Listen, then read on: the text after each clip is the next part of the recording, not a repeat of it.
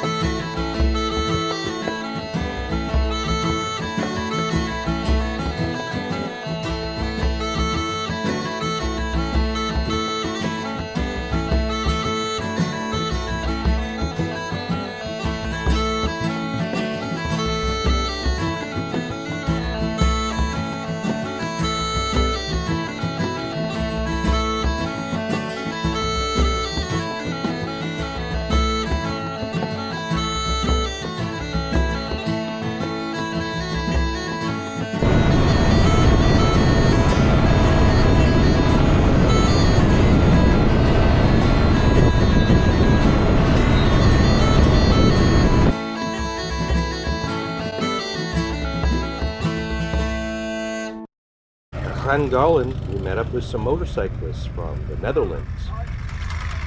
One of them was riding a Stelvio just like ours. Then we tried to find the vintage railway in town. It's not too difficult to find. Here the conductors are telling us that the steam locomotive is on break today and can't possibly be seen. I'll find it. Where there's coal smoke. Look at that chuffing away. That is a steam engine. And a castle up on the hill. Well, we found the steam engine at the end of this cemetery. But it's not running today, but it's chuffing along. They got a fire in it. But they're running the diesel electrics today. They're going to leave in about a half an hour. I can see the wheels under there, but I don't think you can get over there. It's kind of off limits. As we made our way over to the engine house and peered over the gate, this young man appeared, and I asked him if he'd give us a tour, and he happily obliged. That's a monster. The place I used to do heavy engineering on contract. Well, because the old guys retired. Yeah, exactly. Well, I think you can count the boiler smiths in the country on one hand now. Right? Yes. And but what it means is that a college will come round, they'll take one look at your yard, and they'll see all the fluids leaking into the earth and things like that, and they'll go, actually, you know what, I don't think I want to send my 16-year-old children here. So how did you get into this? I was just taken on as a warm body for the phones. Okay. A couple of years ago, and I've since kind of developed into a full-blown go-to for anyone that wants to do anything.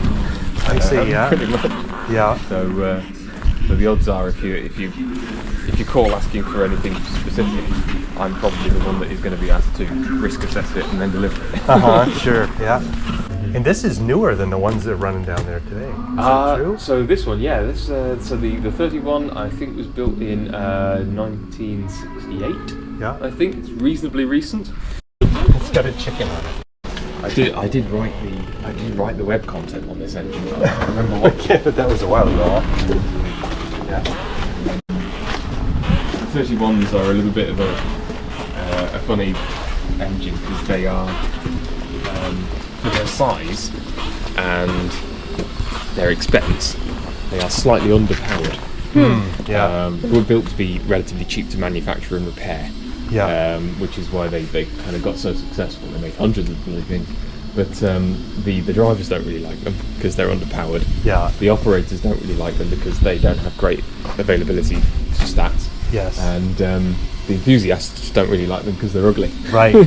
So this is always the areas of the railroad that I love to see is the stuff back in there. Three though is that they were built to be really, really light, and they were built so light, in fact, that they wouldn't trigger the detectors on some of the points.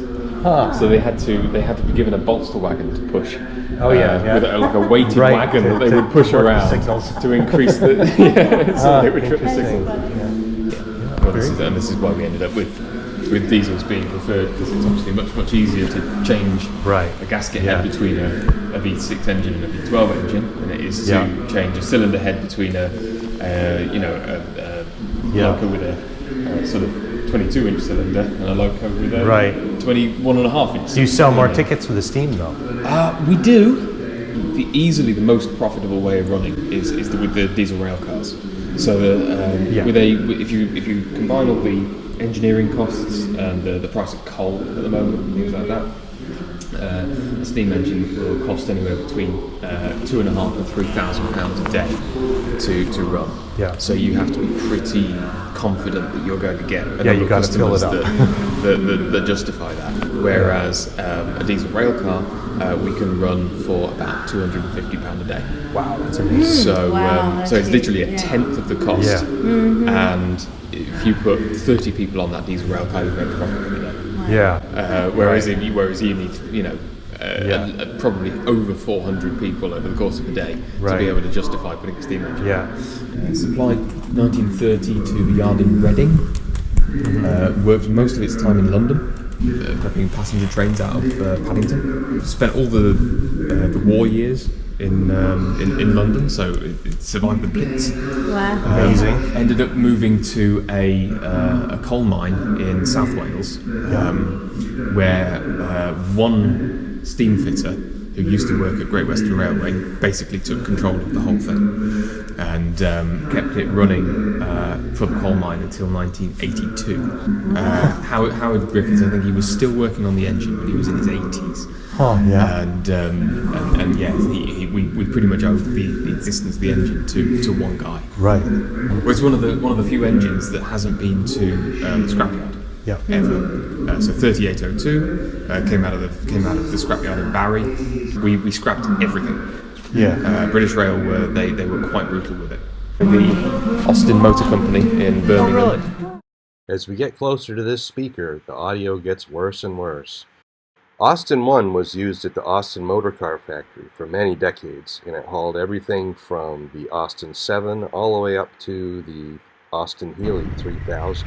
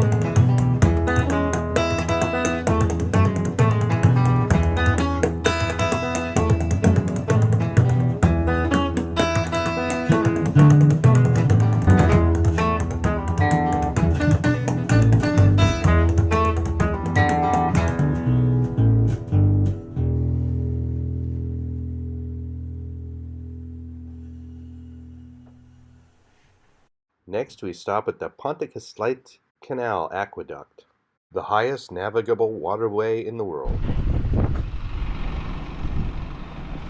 On the right is the oldest existing restored canal boat. They were pulled through the canal by horses. The trail below you can see is where the horses went, as they were none too keen to walk across the canal bridge. Another creation by Thomas Telford, Built in the late 18th century, there are 18 piers. The highest one is 126 feet high. The canal travels through a steel trough that's sealed with cotton fibers and pine tar. We've seen some crazy things. This thing is crazy. This is nuts. I mean, absolutely nuts.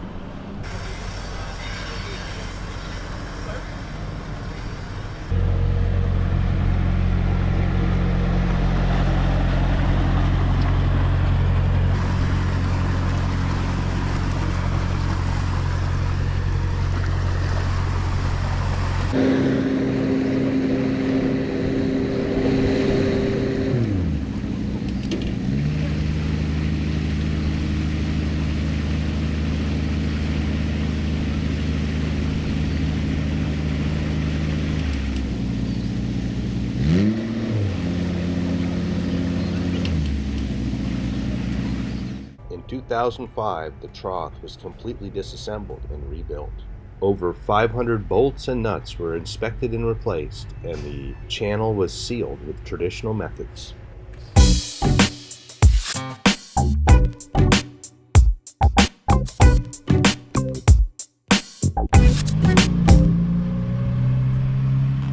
The Black Prince.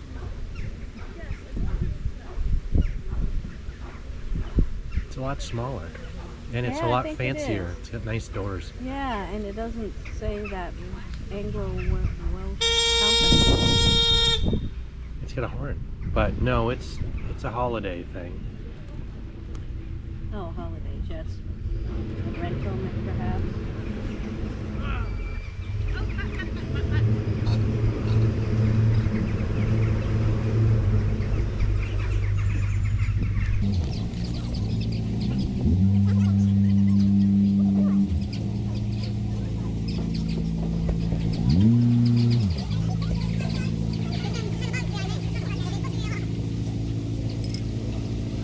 Two canal boats, 6 canoes, and 3 rafts.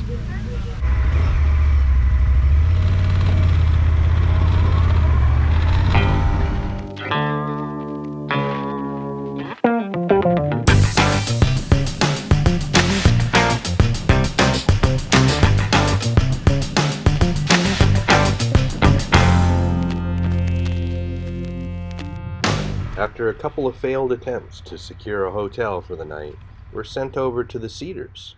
It soon filled up with another group of Englishmen on a motorcycle tour of their own. We all found a restaurant together and had lively conversation about motorcycling and travel.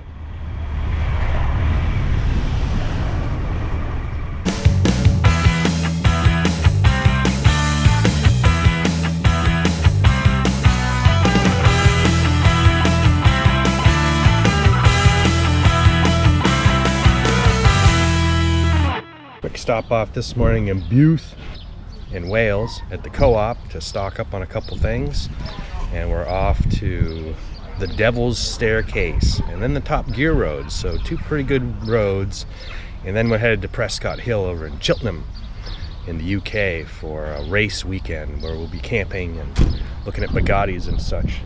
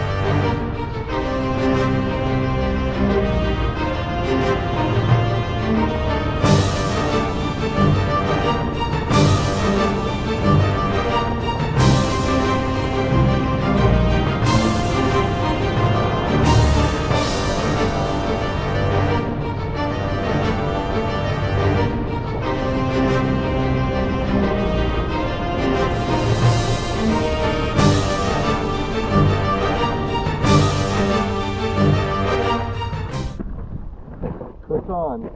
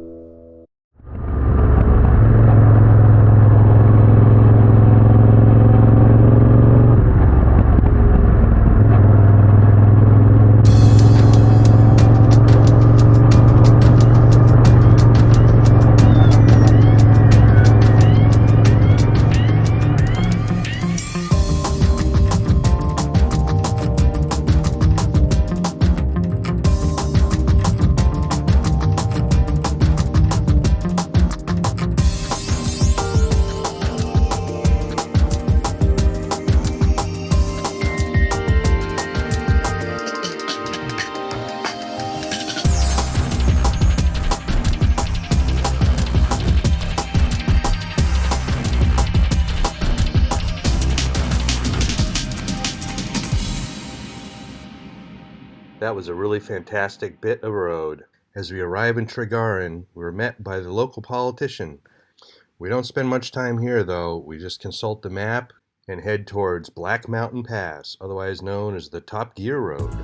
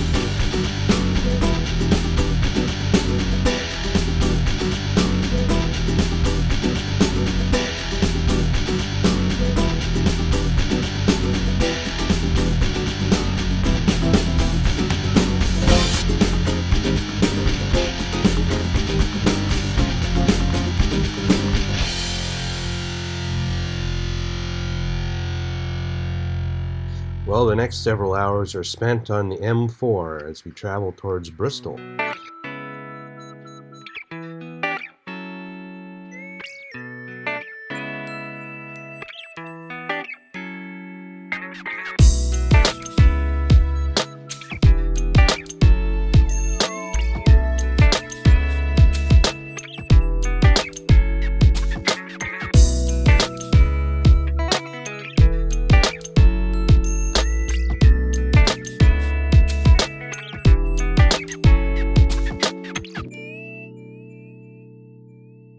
The Prince of Wales Bridge, and we've made it to England for a second time.